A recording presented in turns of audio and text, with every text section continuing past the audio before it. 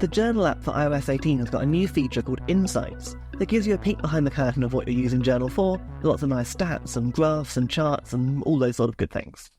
You can access this by pressing the More button, that's those three dots in the top right, and then going to Insights, or you can simply tap that small Journal Insights bar at the top of your screen.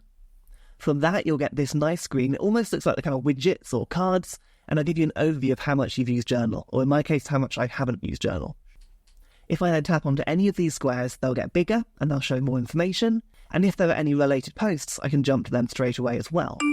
For example, when I tap onto the visited locations area here, I get a few places that I've been to recently. If I tap onto theatre, it will then take me to 2 posts that I've tagged at a theatre. I can then go back and I can continue using that Insights mode to find writing streaks, I can find how many words I've done, lots of different data points that you might find interesting.